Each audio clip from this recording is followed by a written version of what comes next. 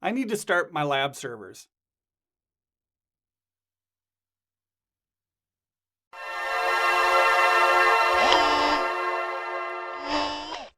Stream Deck, webhooks, PowerShell, and Azure Functions. How many more keywords can I fit into a title, right? Hi, I'm Travis and this is Geraldo's. This video is all about using webhooks to pass in a start or stop parameter into a PowerShell Azure Function App, and then use that parameter as a variable in the function. The function starts and stops VMs based on tag values.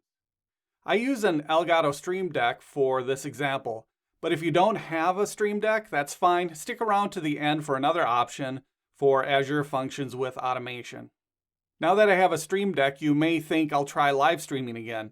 If my new running shoes are any indication, probably not.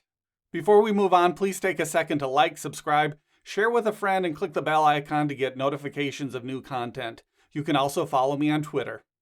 This video went long, but I go over every step I took to set this solution up. I'll cover it quick here and then we'll get started. We start by creating an Azure Function App. Then we enable a system-assigned identity that we'll use to interact with the subscription. We create a custom role definition with rights to view, start, and deallocate VMs and assign it to the identity at the subscription. This gives the identity the rights to start and stop the VMs on the subscription. Next, we edit the function so we can pass in start or stop as part of the URL and use that to run the function in either start mode or stop mode. After that, we configure Stream Deck to use the URLs to start or stop the lab VMs. All code used in this video is located on my GitHub page. Check below for the link. Let's get started in the Azure portal to create the function app. Here we are in the portal. We'll start by creating the function app. Go to All Services and search for Function Apps.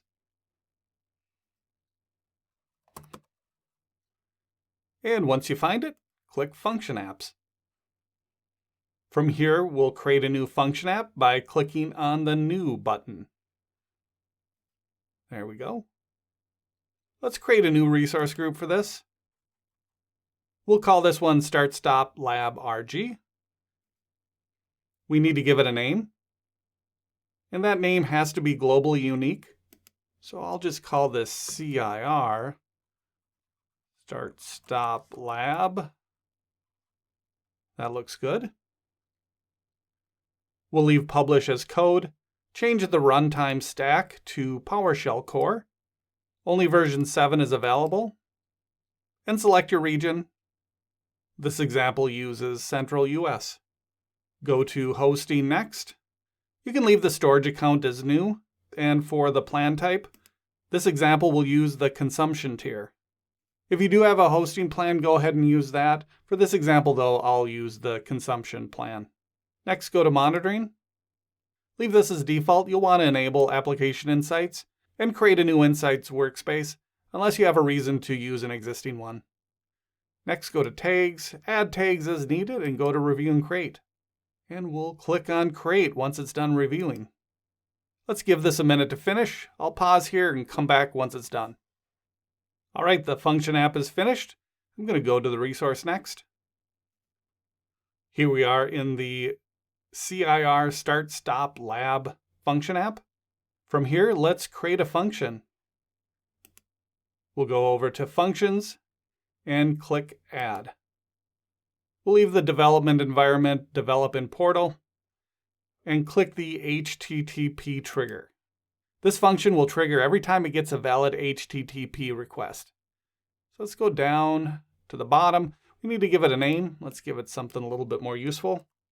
Start Stop Lab. And the authorization level will be function.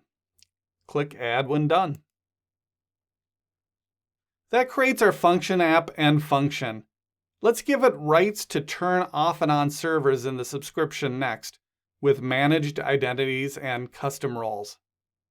We're going to go back to the function app. And from the function app, we'll scroll down and find Identity under Settings. We'll change the system assigned identity to on. We'll use this identity to grant the function rights to interact with our subscription, in this case, start and stop VMs. A system assigned identity has the same life cycle of the service, the function app in this case. If I delete the function app, the identity will be removed as well. The user assigned identity does a similar thing, but it has its own life cycle. That would work well if we had multiple services that needed a service account with the same permissions. For example, if we had multiple start-stop functions. For this example, we'll use a system-assigned identity. Click Save. Click Yes. Once that's added, let's take a look at our permissions under Azure Role Assignments. You can ignore that error. Just towards the bottom, notice that there's no role assignments found. Let's change that next. We'll do that by creating a custom role with rights to list VMs and start and stop VMs. Technically, stop is incorrect. What we're doing is we're deallocating. If we stop a VM from within the OS, charges still accumulate on that VM object in Azure. By deallocating, we stop the VM and deallocate it from Azure, and that stops charges accumulating against that VM. So we're technically deallocating the VM to stop charges. Anyway, create a role by going to the subscription and go to Access Control IAM. From here, let's go to Add and Add Custom Role. I tried this a couple different ways. The easiest way I found was to use the JSON file that I published with the rest of the code for this video. You could also start from scratch and select permissions from the list. For this example, I'll use start from JSON, and I'll download the start-stop-lab-role.json file from my GitHub repo and use that. This is the start-stop-lab-role.json file. One thing to note, before you use this to add a role, make sure you update the subscription ID field. You'll need to add your subscription ID and save this before you upload it to the new role. So we'll go start from JSON, and I'll select the file. And that fills in the custom role name and the description. We'll go to permissions next. And here's a list of the permissions that are added. This role needs to read the virtual machines, start the virtual machines, and then deallocate and power off the virtual machines. We'll go next, and it already has the assignable scopes. This is set at the subscription. Next, let's go to Review and Create. Now, I've already created this role, so I can hit Create, but it's going to give me an error because I already have it. But go ahead and hit Create, and that will set up this role in your subscription. Now that we have our role, let's assign the identity to the role at the subscription. So we do this by going to the subscription. And from here, we're going to assign the role to the user at the subscription. Keep in mind, this will start and stop all VMs in the subscription with the environmental tag set to lab, or whatever tag you configure this for in your environment. You can scope this down to one or more resource groups if you don't want to run it against your entire subscription. Just go through the same steps we're going to do now, only at each resource group that has the VMs you want to stop and start. So from here, I'll go to Access Control IMA, and we'll go to Add Role Assignments. We'll select a role. From here, we'll search for and select the role we just created. Here it is, Azure Start-Stop VM role. We'll assign this to users, groups, or service principals. And next, we'll search for the managed identity. There it is, CIR Start-Stop Lab. If you didn't notice, it's the same name as the function app. We'll click Save. And that adds the role to the user at this subscription scope, meaning that it has those custom rights we assigned to the entire subscription. Now let's go back to our function app. Here we are. And if we go back to identity and go to role assignments, now it shows we have the Azure Start-Stop VM role at the subscription. Again, this is what gives the function app the rights to stop and start VMs. Now we can configure the function app. The function app is triggered by a webhook. A webhook is a simple URL that's sent, and when it's received, it triggers the function. We want to stop and start all VMs with that lab tag. What I didn't want was two functions, one that starts the VM and another one that stops the VM. To get this to work with a single function app, we need a way of telling the function app if we want to start or stop these lab servers. We'll pass start or stop in the URL and use that as a parameter in the script, indicating if we're stopping all the VMs or starting all the VMs. Let's take a look at what we get when we create a new webhook PowerShell function. Let's go back up to Functions and open the function we created. And then we'll go to Code plus Test. By default, we have two parameters that are passed in, request and trigger metadata. Let's run this to see what happens. We'll go to Test Run. Notice the default here at the bottom, under Body. It has a key of name, and it's passing in the value of Azure. Let's run this. Okay, there it's done. Notice in the response it shows, Hello Azure. That's the name value that was passed in as part of the body. We can see here later on in the script, it was able to use the name that was passed in, Azure in this case, as a variable to configure the output. So what we need to do next is create a variable that we can pass in. This one we'll call action, and we want it to assign the value of either start or stop. We can see it uses request.query.name for the value of name, or if that didn't work, it'll assign the name to the request.body.name. The request.body.name is what it actually used when we ran it. If you remember, that key value pair was under the body. So let's try this. Let's create a new line of code. We'll create a variable for the action.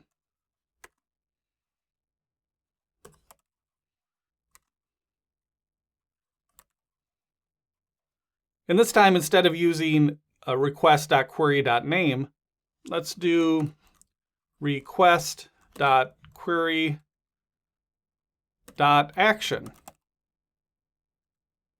After that, let's output the value of the action variable with a write host command. This way we can verify what's assigned to that variable.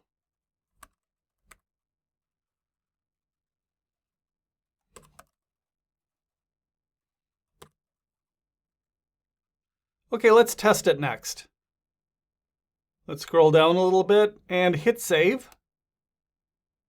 And I'm going to collapse this so I get a little bit more room. And we'll do test and run. This is a post action, and notice the query section with add parameter underneath it. Let's add a new name value pair with the name action and the value start.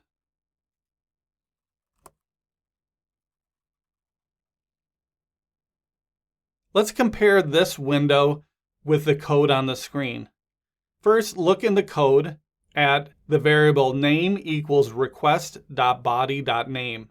Now on the right is our actual request, and then underneath that we have body and name, Azure in this case. Look at the action line next, the one we created, and then look at the request on the right. Here is our query, here is the action, and start is the value. I really like using these visual representations to get a better understanding of how the function app is using the data in the URL. Let's run this next.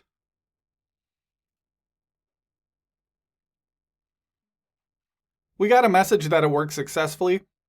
Let's take a look at the logs. At the bottom is the logs for that last run, and you can see information, action, start. That shows we were able to pass the value in by URL and use it as a variable within the function. Now we can send start or stop to run a start action or a stop action without having multiple functions. We have one last step on our URL formatting. How do we format the URL to pass to the function app? We'll get to that in just a second. First, we have to get the function URL. That's located at the top under Get Function URL. Good spot for it. Notice that the key is set to default.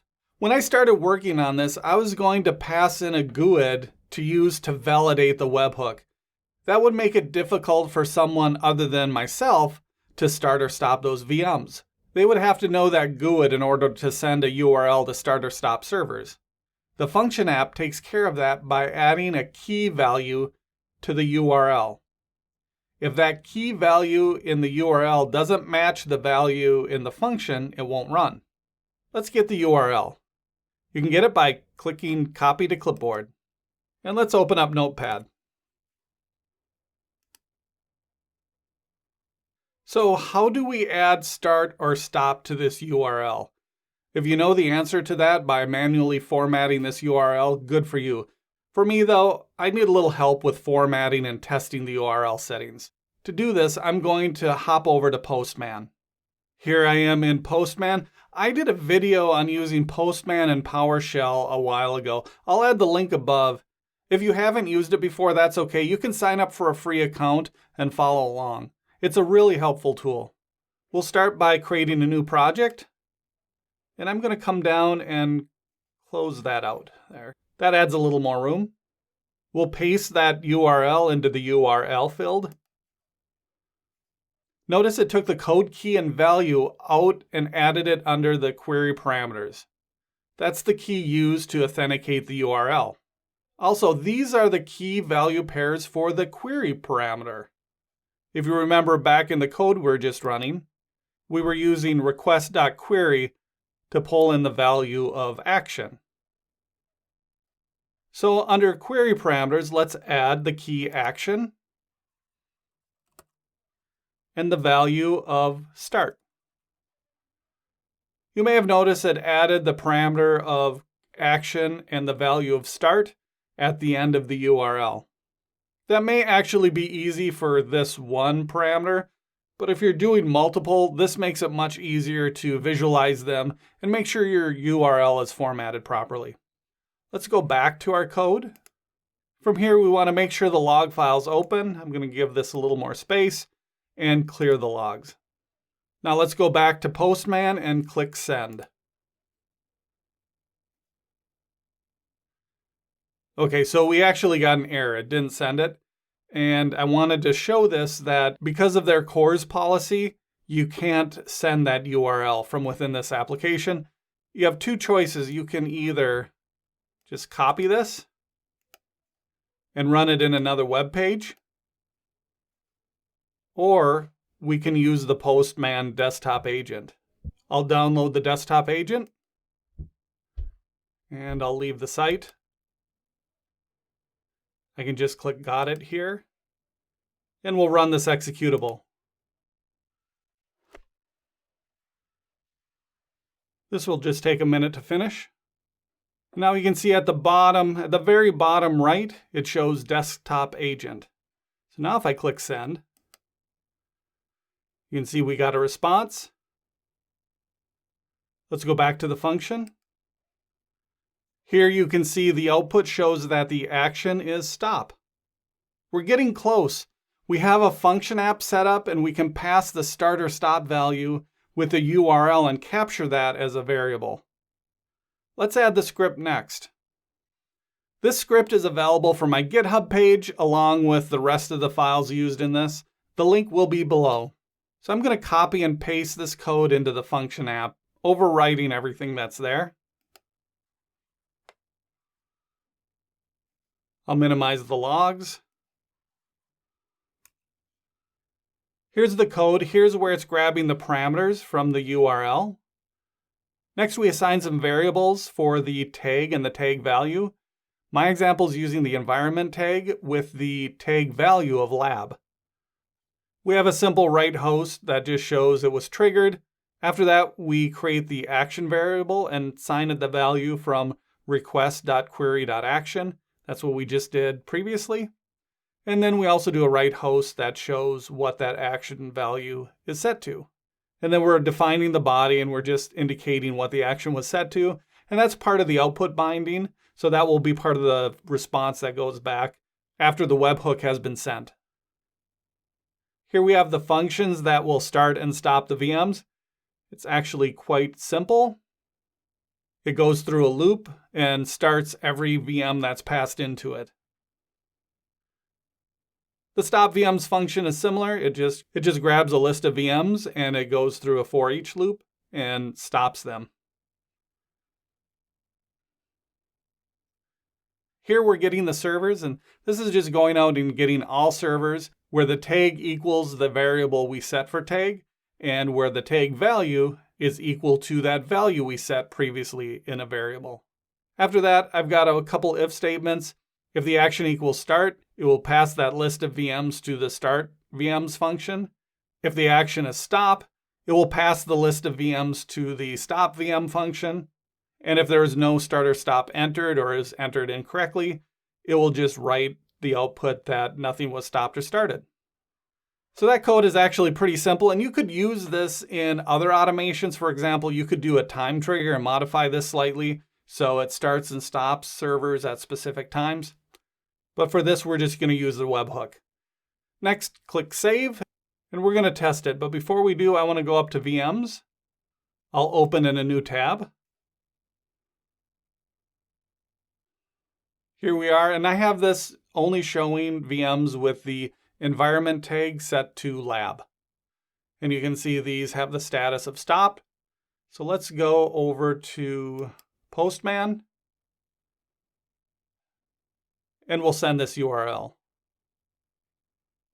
Here return lab start stop ran, action was set to start. Now if we go back to here, we can see the latest logs. It shows it was triggered, and it's indicating the 2 VMs that are starting. And we have the request ID and some other information. But that looks good. It looks like it started it. So let's go over to the virtual machines. We'll do a refresh. And there they are. They're both running. Let's go back to Postman. And I'm just going to copy this. And let's paste it into here.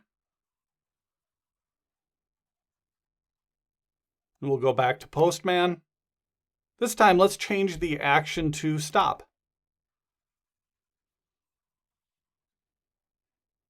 We'll click Send. And here it shows that the lab start stop ran, action set to stop. We'll go back and pull up our logs. And here it shows that it's stopping the following servers. Those are both of my lab servers. Let's come back to virtual machines, do another refresh, and one stop. The other one's deallocating. It's going to take it a little bit of time to deallocate, but that worked successfully. The VMs, now they're both stopped. So let's take that. We'll copy that link. And we'll save this as our stop link. That does it. We now have our function app configured with a system assigned identity, custom role, and passing in values used by the script to start or stop the VMs.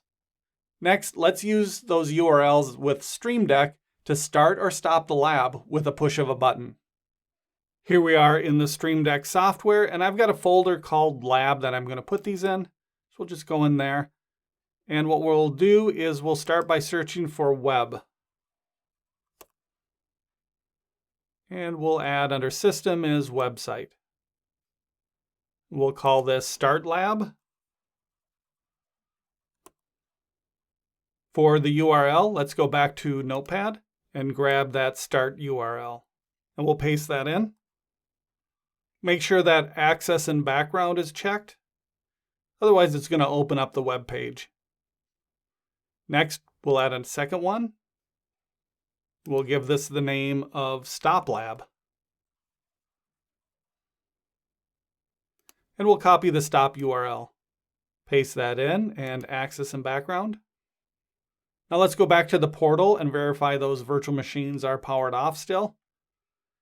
I'll hit refresh. So they're still powered off. Now we'll come back and press the Start Lab button. We'll go to our virtual machines. And they're running. If we go over to our function, we can see the log information that indicates the servers were started. So let's go back to Stream Deck, and this time I'm going to press the Stop Lab button. Come back to our virtual machines and refresh. They're deallocating, so that's stopping them. And here we can scroll down, get the latest log information, and see that it's stopping those servers. That's it. It's really simple to add those webhooks into the Stream Deck to start and stop the labs. But wait, there's more. What if you don't have a Stream Deck, but you still want to automate starting and stopping these VMs? Luckily, there's another option. If you have any home automation device from, say, Google or Amazon, you can tie this into if this, then that. Let's see how it's done with Alexa. Here I am in if this, then that. I've got a couple applets already. You can start a free account. You get 3 free applets with that account. Do be warned though, once you create an applet, you can't delete it, which is kind of interesting. So if you hit your 3rd, even if you don't need it anymore, it counts against that 3, which will force you to upgrade to the professional version.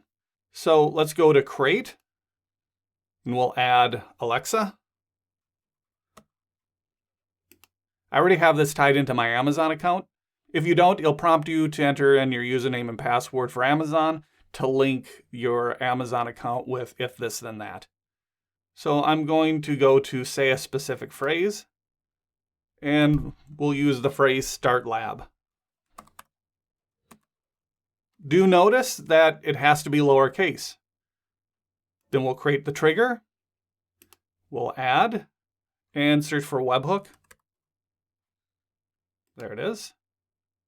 We'll click make a web request, and I'll paste in my start URL and click create action. Continue. Here it says if I tell my home automation system to trigger start lab, then it will make that web request. I'll click finish. Now let's go look at our virtual machines and make sure they're powered off. They are deallocated. We'll come back to the portal. Let's just clear this logs, and now I'll give it a try. Alexa, trigger start lab. Sending that to IFT. There it goes. Now if I come over to my virtual machines, and they're starting. And I can do the same process to create another applet, but that one would stop the VMs. So that's it. That's how to use a webhook to trigger an Azure function with both Stream Deck and home automation. Thanks for sticking it out to the end. I hope this helps with automating your environment. Don't forget to like, subscribe, and thanks for watching.